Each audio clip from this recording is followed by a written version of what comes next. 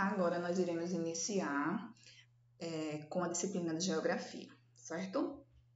Ou melhor, continuar com a nossa aula. Nós vamos falar sobre o território e a população brasileira. Quando nós falamos em território e população, nos vêm duas palavras em mente, que é a palavra populoso e a palavra povoado. Tá?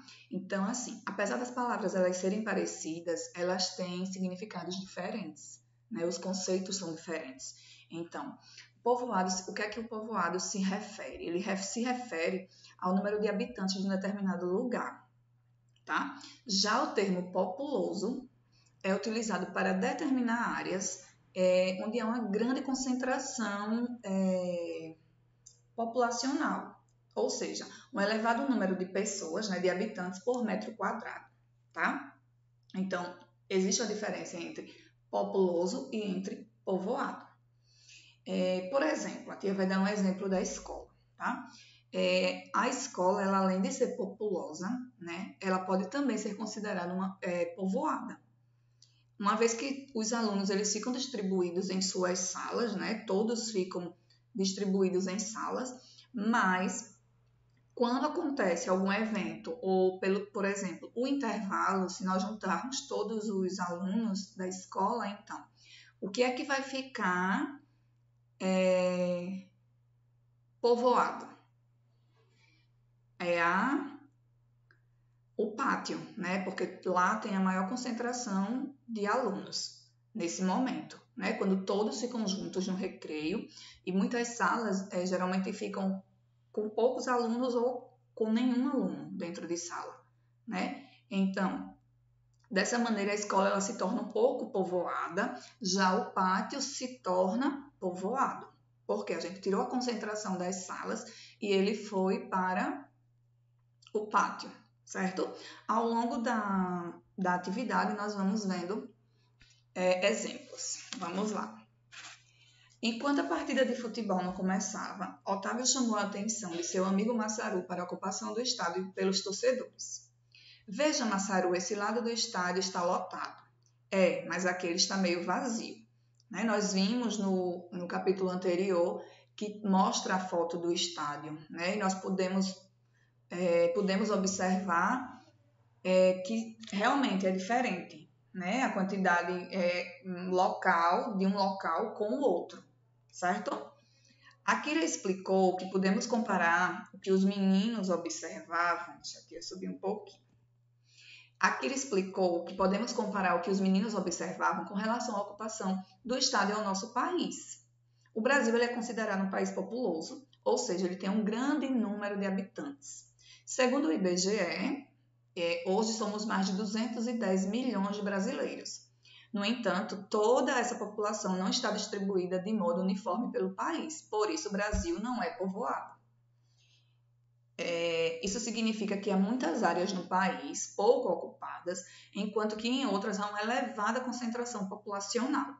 Tá? É o que a Tia explicou anteriormente sobre o conceito dessas duas palavras, populoso e povoado.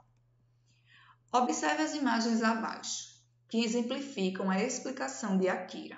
Nós estamos vendo as duas imagens aí, né? A vista aérea da cidade de São Paulo e a vista aérea de Santa Rita, em Minas Gerais. Qual das imagens revela? Letra A. Uma área com baixa concentração de pessoas, ou seja, pouco povoada. B. Uma área com alta concentração de pessoas, ou seja, muito povoada. Vamos para 33. Brincando com a cartografia. Aí vem um mapa, né? Para determinarmos se um país é pouco ou muito povoado, precisamos saber qual é a densidade demográfica dele. E a densidade demográfica, ela indica a quantidade de pessoas concentradas em um mesmo lugar, em um mesmo espaço, certo?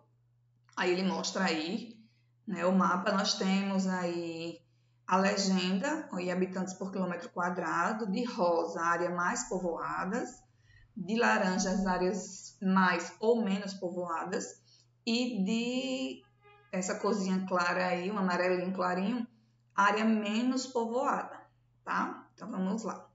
Quando dividimos o número de habitantes de um lugar por sua extensão territorial, o resultado será a densidade demográfica.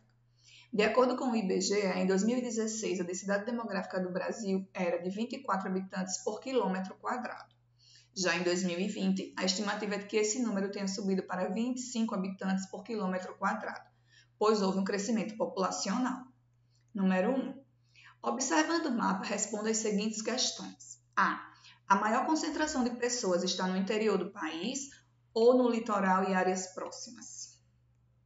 Ele quer, quando ele fala aí litoral, né, se você observar, né, você vai observar o mapa, tá? E aqui, ó, você pode ver aí que o de rosa, que é o mais povoada, no caso. Vamos para a página 34, letra B. De acordo com a sua resposta anterior, por que a maior concentração de pessoas nesses locais? C. A qual área descrita na legenda pertence ao seu estado? D. Cite um exemplo de um estado em que haja maior concentração de pessoas e outro em que a concentração seja menor. As áreas menos povoadas pertencem a qual região brasileira? E as áreas mais povoadas estão localizadas em qual região brasileira? Ao entender que a concentração de pessoas é diferente nos diversos lugares, Masaru ficou pensando nos problemas que essa diferença pode causar à vida das pessoas, como a falta de moradia, de transporte, de água, né, para todos. Por isso perguntou ao seu pai se todas as pessoas não teriam direito a essas coisas, independentemente de onde vivem. Akira refletiu sobre a pergunta de Masaru a respeito dos direitos dos cidadãos brasileiros.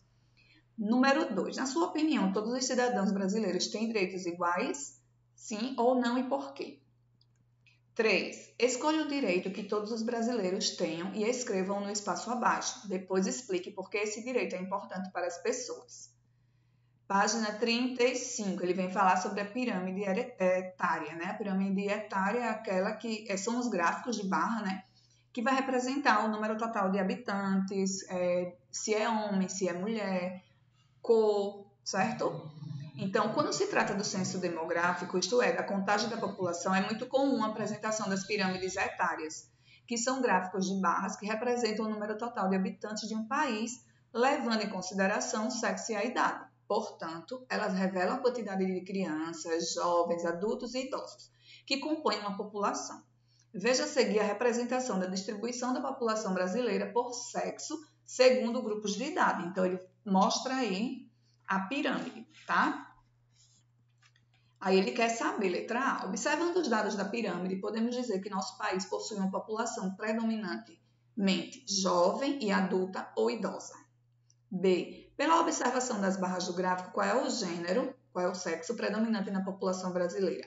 É o masculino ou é o feminino? C. Assinale a seguir a faixa etária que representa menos representantes na população brasileira atualmente. São crianças, jovens, adultos ou idosos. Aprendendo o valor das coisas. Quanto de água você utiliza em casa? Masaru e Otávio moram em uma cidade onde a falta de água é um problema comum. Eles ficaram pensando que isso tem relação com a quantidade de pessoas que moram ali, pois quanto mais gente, mais água é consumida. Isso é verdade, né? Você concorda com o raciocínio deles? Por quê? Segundo esse raciocínio, na nossa casa também podemos dizer que o consumo de água em geral está diretamente relacionado ao número de pessoas que residem nela. O consumo de água é medido por metros cúbicos. Cada metro cúbico representa 1000 litros de água, tá? 2. Observe a parte relativa ao consumo de água de uma conta da casa de Masaru. Então, ele mostra aí, né, a conta de água referente ao mês de maio, certo? E aí, ele pergunta, o consumo de água nas duas leituras anteriores a esta aumentou ou diminuiu? De acordo com sua resposta anterior, na sua opinião, o que pode ter havido na casa de Masaru para que o consumo passasse de 11 para 21 metros cúbicos entre março e abril? C. Observe o histórico do consumo de água. No mês de dezembro foram consumidos 16 metros cúbicos de água. Suponha que o valor de cada metro cúbico seja R$ 3. Qual seria o valor pago pela família pelo consumo da água nesse mês? Então, você vai fazer uma continha de multiplicação, tá? Se a família de Masaru é composta por 4 pessoas, Quantos litros, em média, cada um consumiu em maio? Agora é a sua vez. Se costuma chegar mensalmente uma conta de água em sua casa, pegue com a ajuda de sua família e procure descobrir quantos metros cúbicos foram gastos no último mês. Caso more em apartamento, procure saber o consumo do prédio, que pode ser obtido no boleto do condomínio. Compare com o do mês anterior. O consumo atual foi maior ou menor? Descubra também quanto foi cobrado por metro cúbico consumido. Depois calcule quanto foi gasto no último mês.